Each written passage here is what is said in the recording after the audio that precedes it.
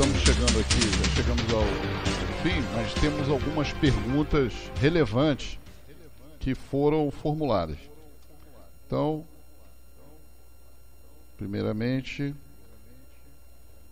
qual o investimento necessário para levar o nosso sistema para a terceira geração? Wilson Rodrigues de Souza. Terceira geração. Essa é comigo.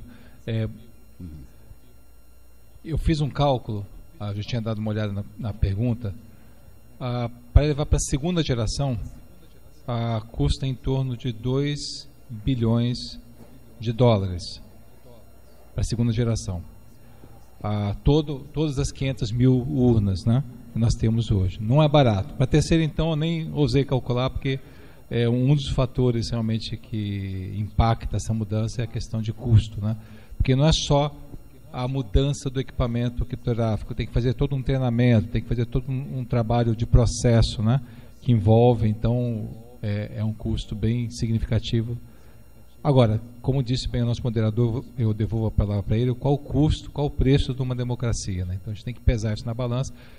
Uma coisa que pode ser feita é fazer um avanço um pouco mais modesto, mas nesse rumo, ou seja, de fazer, começando tornar todas as urnas com voto impresso, né, para ter uma dupla possibilidade de contágio de votos, que hoje nós não temos, e por aí vai. Perfeito.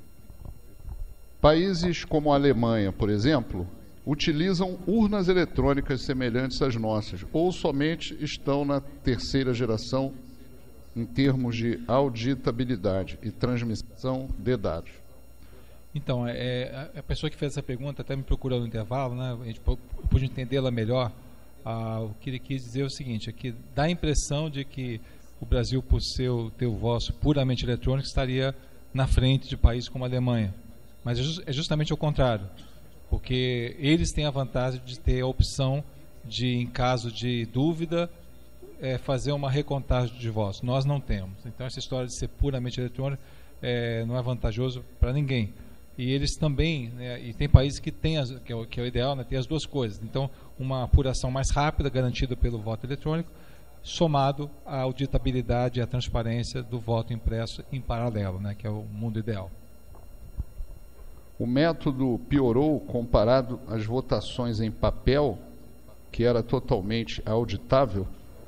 O próprio nosso moderador, procurador, Dr. Ramanhã, deu vários exemplos, né, de que também haviam fraudes na época de voto impresso, de voto no papel, não impresso, voto no papel, que é preenchimento manual.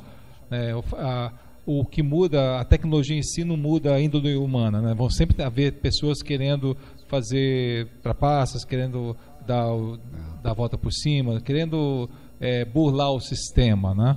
O que o sistema eletrônico permite é aumentar a velocidade e aumentar a amplitude com que isso pode ser feito, né? Enquanto que o voto no papel, aquele que é preenchimento manual, se fosse haver fraude, tem que fazer como já aconteceu, como foi citado aqui na nossa história, 1 a 1, né? Adulterar 1 a 1, deixando evidência, deixando rastros de que houve essa adulteração. No meio eletrônico, a escalabilidade é muito maior e há uma chance grande de que os rastros sejam mínimos ou inexistentes por conta da situação atual de haver a impossibilidade de recontagem. Obrigado. Comandante Ribeiro Afonso pergunta: um voto digitado na urna para um determinado candidato pode ser computado para outro? Acredito que o roubo seja na digitação do número, já que o BU é o único veículo que registra os votos. Digitado na urna para um determinado candidato, se pode ir para outro. Em face à caixa preta que eu mencionei anteriormente e a total e plena dependência do software existente na urna, então a gente depende do software que está lá dentro para poder confiar nela. Eu não tenho como auditar esse software e não tenho como saber se quem carregou aquele software naquela máquina realmente carregou o software, que é o software homologado. Então, em função dessa, primeiro, pelo fato de ser urna de primeira geração, total dependência do software. Eu não tenho um plano B. E segundo, de eu não ter a possibilidade de fazer o teste do desenho do controle em cima dessa urna e como consequência testar a sua efetividade, então eu não posso afirmar que isso é possível, mas tecnicamente há uma brecha que permite que haja esse tipo de ataque, de haver sem dúvida um software anômalo numa determinada urna, como aliás vários jornais, várias notícias apontam de candidatos que foram inclusive à justiça reclamar de que isso pode ter acontecido. Os técnicos encarregados de carregar os softwares são auditados? Qual é o grau de confiabilidade deles? Coronel Aviador Antônio Braga. Coronel, agradeço a sua participação. Como bem disse o comandante Quirino na sua apresentação, existe sempre o fator humano. Por mais que a tecnologia avance, por mais que eu tenha plenos controles, né, tecnológicos em todo o sistema, o elo mais fraco sempre será o ser humano. Não dá para afirmar, claro, que há qualquer falta de lisura na atitude dos técnicos, mas o grande ponto não é se eles são ou não são honestos, não é esse o ponto. O grande ponto é que hoje existe uma ausência de auditabilidade, uma ausência de possibilidade de controlar o que eles colocam na urna, simplesmente porque a segurança provocada pelo TSE hoje é baseada na obscuridade, que em alguns casos se aplica plenamente, como é o caso, como eu falei anteriormente, criptografia militar, por exemplo. Tem uma máquina criptográfica aqui que durante muitos anos a Marinha utilizou, hoje é peça de museu, mas durante muito tempo era proibido até tirar foto, ou sequer olhar para a máquina, para saber o modelo, essa coisa de 20, 30 anos atrás. Hoje já é peça de museu. Então, claro que há uma necessidade de evolução, né? Agora, o que eu posso afirmar é que quanto maior a transparência, quanto maior acesso ao programa, quanto maior acesso ao processo eleitoral, mais transparente, né? Tem um ditado que fala que não tem melhor detergente do que a luz do sol, né? Então a transparência nessa hora, a luz é muito bem-vinda para poder iluminar e trazer tranquilidade para a sociedade. Perfeito. Bem, o atual processo eleitoral necessita de 3 etapas de fiscalização. Sabemos que, se não realizarmos a fiscalização na esfera federal do TSE, que se divide em 2 etapas, não teremos as assinaturas digitais dos programas para realizarmos corretamente as próximas etapas da fiscalização. Pergunto: como conseguir as assinaturas digitais dos programas válidos que serão carregados nas urnas? Esse congressista também me procurou no intervalo e deu mais detalhes sobre essa pergunta. O grande ponto... sim, isso mesmo. O César, inclusive, ele é pesquisador na área, ele tem vários textos sobre esse tema, ele é pesquisador, e eu fico até feliz de ele ter vindo aqui. Eu acho que ele teve que se ausentar, mas ele comentou que ele ia precisar se ausentar, mas ele deixou essa pergunta formulada porque ele achou importante isso. Eu concordo, é uma pergunta que realmente merece destaque. O grande ponto que é o cerne da questão é a questão da assinatura eletrônica. Das assinaturas digitais assinatura e digital, dos códigos de mídias de carga. Isso, os códigos de mídia de carga. Exatamente. Eu tenho, assim, tecnicamente, como fazer isso de uma forma correta, ou seja, eu consigo, sem dúvida. Uma vez selado, né, o programa, não vou mexer mais um bit. Eu efetuo uma assinatura eletrônica digital nele, gera um valor hash, tudo isso é gravado, selado, computado. O grande ponto é que existe a opção, pelo fato da urna ser muito antiga, de 1996, ela tem uma porta dos fundos, um programa chamado Inserato, que permite que eu adentre a máquina por um plano B e que eu consiga inserir a autoridade certificadora pela porta dos fundos e fazer uma alteração no software da urna e reassinar de forma que eu gere um novo hash e esse hash novo passa a ser considerado o hash válido. Tecnicamente, não sei o que estou falando, os técnicos que testaram a urna viram que esse ataque é possível. Claro, demanda um acesso físico à urna? Demanda. esse caso porque esse é um dos motivos que a urna é offline e há toda uma preocupação de segurança, né? Quando quem já foi mesado, quem já foi presidente de sessão eleitoral sabe o que eu estou falando. É feita até uma inspeção corpo todo da pessoa, não pode ter um pendrive, não pode ter nada para evitar esse tipo de situação. Mas dizer que isso não pode ter acontecido, a gente não pode descartar essa hipótese. É isso. Ou seja, e outro ponto que ele levantou também é na questão da transmissão, né, depois, porque como é offline, de algum momento tem que ser consolidado. Como já foi citado, também nessa transmissão, até na brilhante palestra do comandante Quirino, a rede também é insegura, né? Então o canal também é inseguro. Claro que há mecanismos de prevenção, de você estabelecer protocolos para poder garantir a segurança, mas também é uma eterna briga de code maker e code breaker. Sempre tem aqueles que estão querendo quebrar o código e aqueles que estão querendo, são os fazedores de código de segurança. Então, quem que está na frente nesse momento, aí depende do cenário, depende do investimento. Por isso que eu volto a destacar que a auditabilidade, a transparência é a melhor arma que o cidadão tem hoje para se prevenir contra esse tipo de ataque. E o próprio TSE pode se beneficiar disso. Perfeito.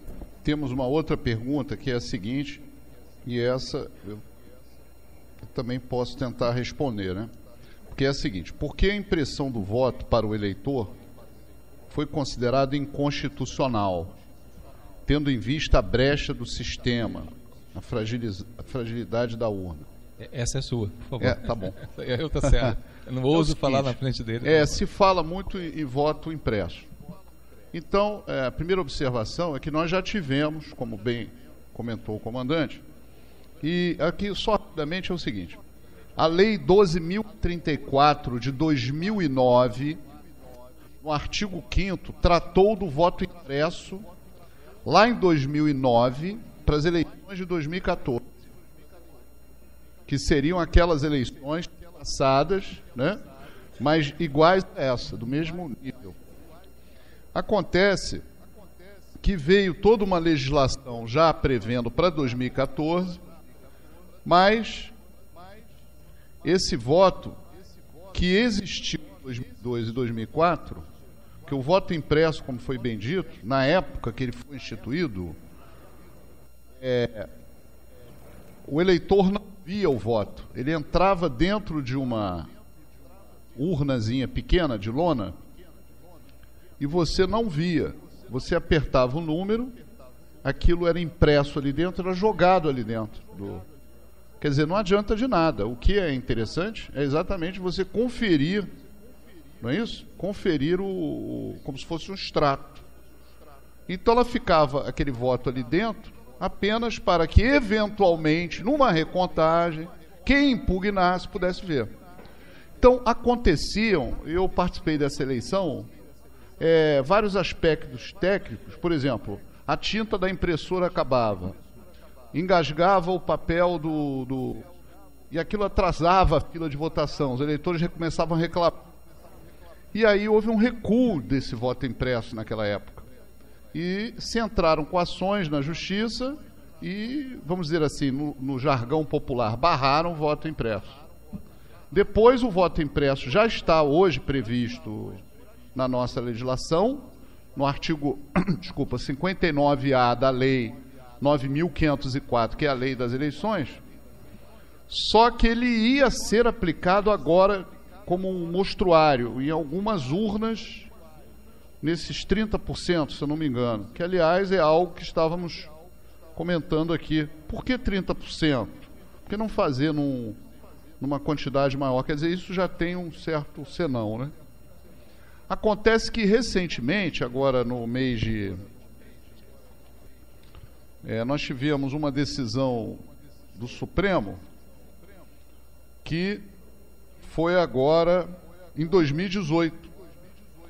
E essa decisão, ela revogou uma resolução que estabelecia os critérios para a distribuição dos conjuntos de impressão de votos que seriam utilizados nas eleições de 2018. Foi uma decisão numa ação direta de inconstitucionalidade. Essa ação no 8.559, que suspendeu a eficácia do artigo 59A. Essa história do voto impresso não foi aplicada em 2004. Estamos indo para 2018, também não vai ser aplicada e não se sabe quando. A questão é essa. Esse é um ponto de reflexão aqui, muito importante. Porque se chegarmos à conclusão, pelo menos a minha, de que é necessário o voto impresso como uma garantia do eleitor, e reforçando o que o comandante Quirino falou, em relação à transparência, mesmo que esse voto impresso tenha um pouco de custo maior, que não chegue na casa da segunda geração ou terceira geração por enquanto, mas que pelo menos sirva de conferência nossa e que fique acautelado isso. O importante é não sair com esse papel para fora da sessão, para que você não seja cooptado por candidatos, né? Não seja ali venda o seu voto, mas pelo menos que haja a possibilidade de uma recontagem numa situação dessa também. E nós não temos. E nessa eleição vamos sem esse sistema.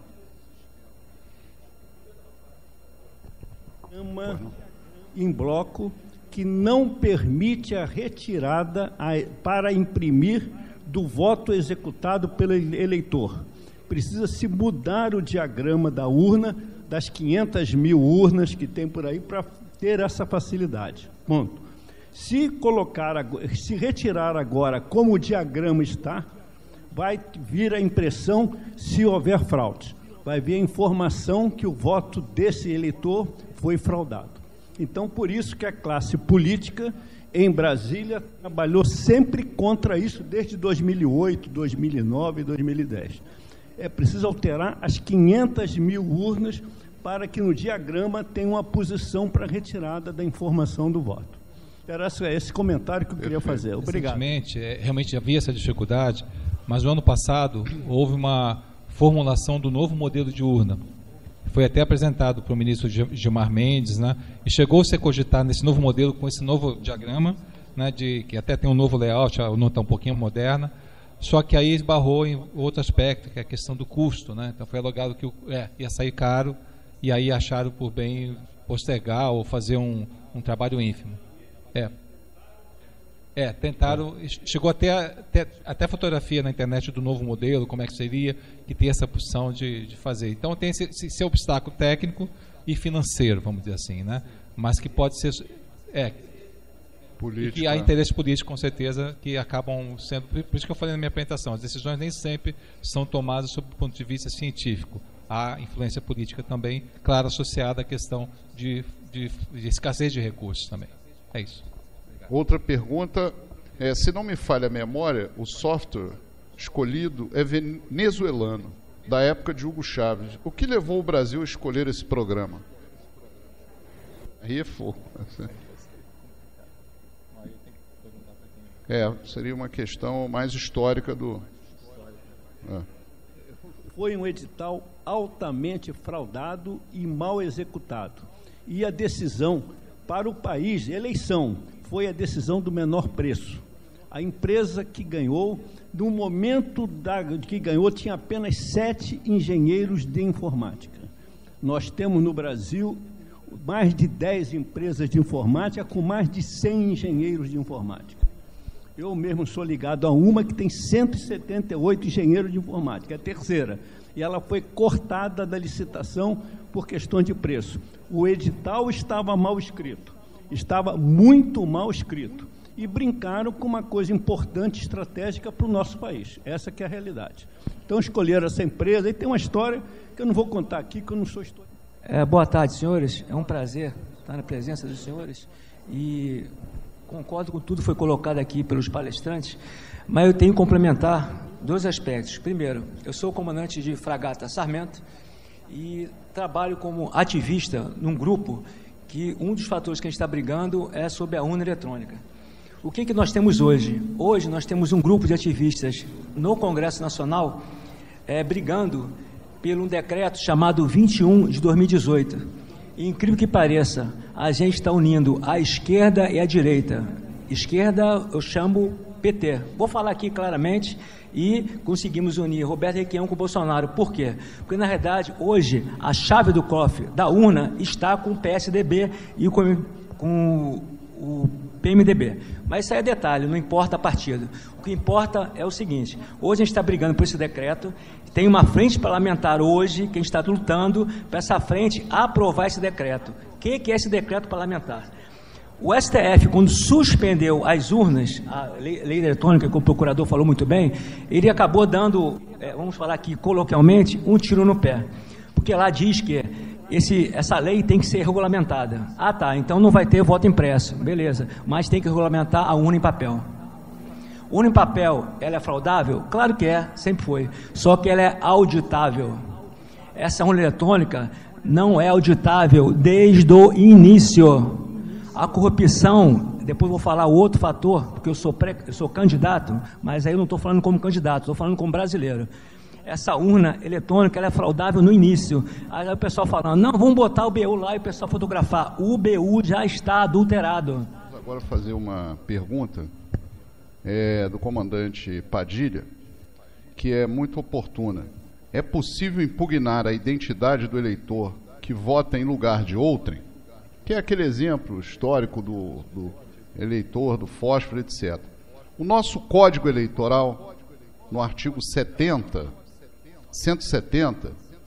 trata dessa impugnação. Mas essa impugnação, ela tem que ser feita no momento da votação. Então nós já tivemos assim um caso de uma senhora que faleceu, ela tinha mais ou menos 90 e poucos anos, mas não tinha sido dado baixa no título. E uma moça de 25 anos foi usar o título para votar. Isso na época que não se usava a identidade com foto. Mas, por acaso, a mesária que estava ali, o mesário, viu a data de nascimento. Aí olhou, poxa, 1910, sei lá, e a moça novinha. Aí impediu que ela votasse. Então, os mesários que estão ali, os fiscais de partido, podem, nesse momento, impugnar. Em cidade do interior, isso é mais viável, né? Porque as pessoas se conhecem, cidade pequena. Mas aqui, como eu havia dito, nós tínhamos muito dessa fraude e o Código Eleitoral prevê, inclusive, isso como crime para quem estiver praticando. Tá certo? Então, mas há uma questão da preclusão instantânea. Quer dizer, isso tem que ser feito na hora, sob pena da pessoa votar e não ser mais aceito. Aliás, aqui há sobre isso, uma orientação de utilidade pública muito importante. Deixa eu ver se eu localizo aqui. É uma orientação importante do TSE, que é a seguinte: na hipótese de o eleitor, após se identificar, recusar-se a votar ou apresentar dificuldade na votação eletrônica, que são duas hipóteses. Eu me identifico e me recuso a votar, pode acontecer isso. Ou tenho dificuldade natural, porque nós vamos votar em vários números, né? Temos que ter a nossa colinha particular para facilitar na hora do voto. Votamos para deputado federal, deputado estadual, senador, 2 senadores, governador. No senador aparecem 2 suplentes, são mais fotografias. E por último, que o eleitor quer votar para presidente, ele tem que passar por todo esse escalonamento. Então, pessoas de idade ou até jovens que não levaram esses números pré-anotados tendem a demorar um pouco. É uma eleição que demora um pouco mais, né? Mas ocorrendo essa dificuldade, e o eleitor não tendo confirmado nenhum voto, o presidente da mesa suspende a liberação, que ele libera no microterminal por meio de um código. Ocorrendo essa situação, o presidente reterá o comprovante de votação, ele não vai entregar o comprovante de votação, ele vai ficar com ele, assegurando ao eleitor o exercício do direito de votar em outro momento, mas até o encerramento da votação, que é até às 17 horas. Lembrando que quem chegar até às 17 horas recebe a senha e aguarda na fila e pode votar até mais tarde. Se o eleitor confirmar, agora é outra hipótese, apenas pelo menos um voto, por exemplo, ele votou para deputado federal, que é o primeiro que vai aparecer, mas dali ele não foi para frente, ou voltou para federal, estadual, não seguiu, deixando de concluir, diz a lei, a votação, o presidente da mesa o alertará sobre o fato, isso vai acontecer muito, solicitando que retorne à cabine para terminar a votação. Mas ele pode se recusar, o eleitor pode se recusar. E aí o presidente da sessão utiliza de um outro código próprio, que ele tem lá, para liberar a urna, a fim de possibilitar o prosseguimento da votação. Certo? Sendo considerados nulos os votos não confirmados. E aí ele entrega ao eleitor o comprovante de votação. Perfeito? Acho que ficou bem esclarecido, né? Essa hipótese. Na ocorrência dessas hipóteses, o fato será registrado no ato. Bem, essa possibilidade do eleitor não chegar a votar para presidente ou não chegar a votar para o governador pode acontecer. É uma hipótese que pode acontecer em diversas sessões, né? Pela situação concreta. Aí, nesse caso, esses votos vão ser nulos, mas o eleitor vai ter o comprovante de que votou. Certo? O que acontece muito no dia da eleição é o cuidado que sempre se orienta com pessoas que têm um nome muito parecido, né? Maria, Beatriz, Maria... Enfim, esse é o problema. Então, acaba que ele tem lá uma isenção que é dada pela zona eleitoral, mas não se pode ali esperar para que ele vote no lugar de outro, porque aquela outra pessoa pode... Não é o correto. Verificado a fraude, né? A fraude eleitoral, uma situação dessa, beneficie um determinado candidato, qual seria a medida judicial cabível na nossa ordem jurídica vigente?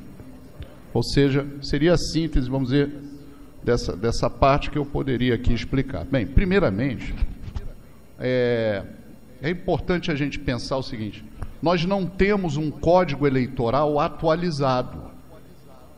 Nós temos um código de 1965, esse é o recado importante.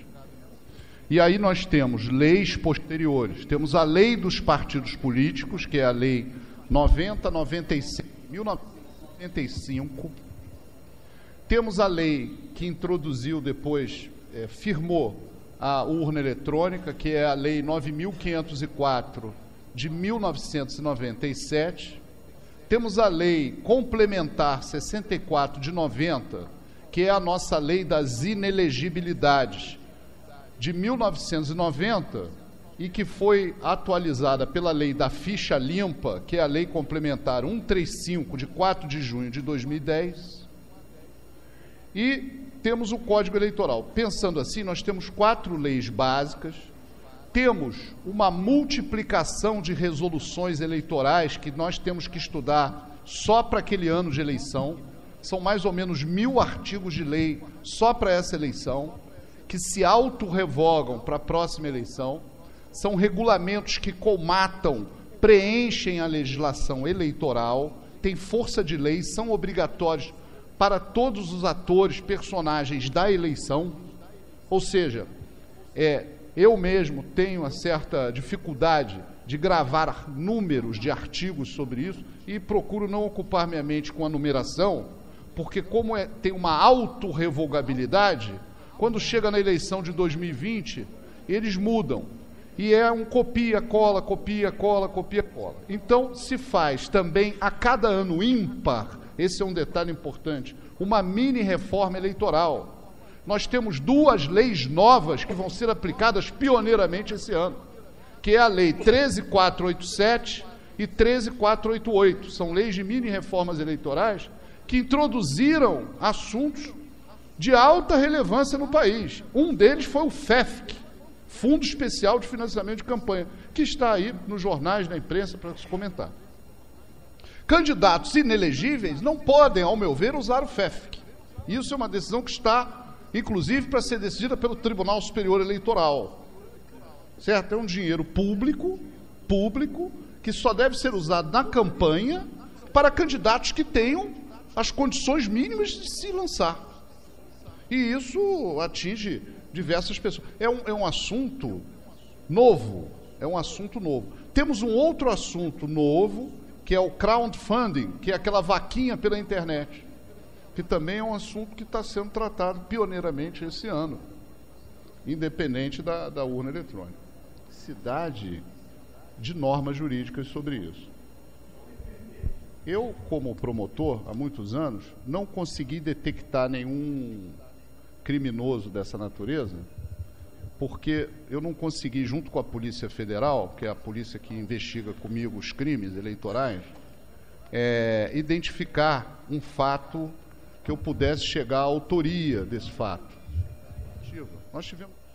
Para quê? Uma vez verificado, por exemplo, que a urna foi hackeada e que isso beneficiou alguém, tivesse uma ação mais rápida, claro, isso tudo provado, documentado, para que pudesse se anular aquele processo eleitoral. Nós pretendemos fazer um relatório ao final, com as principais recomendações que foram aqui aventadas, sob o ponto de vista técnico e sob o ponto de vista, vamos dizer, jurídico, de recomendações, e consolidar esse documento e encaminhar o foro adequado. Entendeu? Essa que é a nossa intenção. Então, os senhores que queiram participar desse mutirão, vai dar trabalho, fica aí o convite. Eu não sei se a banca está de acordo com o que eu estou aqui falando, porque aqui nesse ambiente... Tem um WhatsApp? O WhatsApp, pode mandar sugestões pelo WhatsApp. Aliás, aqueles que tiverem, vamos dizer, contribuição aqui a colocar, por favor, use o canal WhatsApp. Nós vamos consolidar isso tudo e gerar um documento a ser encaminhado. Eu não sei se a banca concorda, acho que sim. Não. Claro, perfeito. Bom, então, estamos chegando ao final do nosso encontro. Bom, eu gostaria de, ao encerramento, não poderia deixar de essa oportunidade de usar. Primeiro, agradecer ao Clube Naval, a direção do clube, o presidente do Clube Naval, do Clube Militar, a direção do Clube Militar. Agradecer o apoio aqui do comandante Raposo, que muito nos tem incentivado o grupo de Ciência e Tecnologia do clube. O comandante Boa Vista, o diretor cultural do clube, que também tem, e sua equipe, né? Valorosa equipe, que tem nos ajudado muito, né?